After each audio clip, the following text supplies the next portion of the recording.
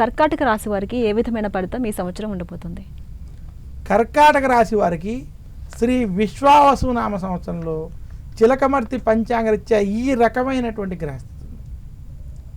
కర్కాటక రాశి వారికి శని భాగ్యస్థానంలో అనుకూలంగా సంచరించడం. కర్కాటక రాశి వారికి ఈ సంవత్సరం విశేషంగా బృహస్పతి వ్యయస్థానంలో, అలాగే కర్కాటక రాశి వారికి వాక్ స్థానంలో కేతు, అష్టమ రాహు సంచారం చేత ఈ సంవత్సరం మధ్యస్థ నుండి చెడు ఫలితాలు ఉన్నాయి.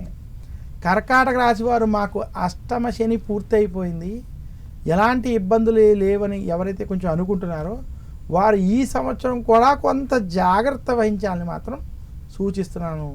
అష్టమ శని పూర్తయినప్పటికీ మీకు గురుబలం లేకపోవడం, వ్యయస్థానంలో బృహస్పతి ఇప్పుడు సంచరించడం, వాక్ స్థానంలో కేతు ప్రభావం చేత మీరు ఈ సంవత్సరం ప్రతి విషయమునందు ఆచితూచి వ్యవహరించాలి. కర్కాటక రాశి వారు ఈ సంవత్సరం ఆవేశపూరిత నిర్ణయాలు తీసుకోవద్దని సూచిస్తున్నాను. గొడవలకి దూరంగా ఉండాలి. ఎదుటివారితో మాట్లాడేటప్పుడు, ఎదుటివారితో వ్యవహరించేటప్పుడు ఆచితూచి వ్యవహరించండి అని మాత్రం సూచిస్తున్నాను. ఇంకా అష్టమ రాహు ఒక ప్రభావం చేత కర్కాటక రాశి వారికి మీకు కానీ కుటుంబమునందు కానీ ఆరోగ్య సమస్యలు కొంత వేధించేటువంటి స్థితి ఉన్నది.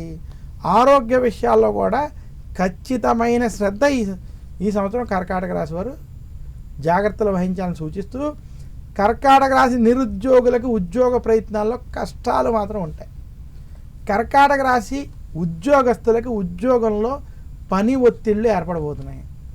కర్కాటక రాశి రాజకీయ నాయకులకి ఇది కష్ట సమయం.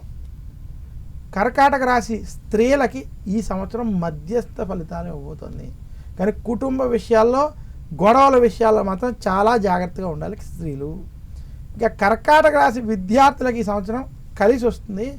కానీ ఎక్కడా కూడా అశ్రద్ధ చేయకుండా కొంచెం కష్టపడి జాగ్రత్తగా చదువుకోవాల్సినటువంటి స్థితిని మాత్రం దృష్టిలో పెట్టుకోవాలి విద్యార్థులు. కర్కాటక రాశి వ్యాపారస్తులకి ఈ సంవత్సరం అంత అనుకూలంగా లేదు. వ్యాపార పరంగా మీరు ఆచితూచి వ్యవహరించండి.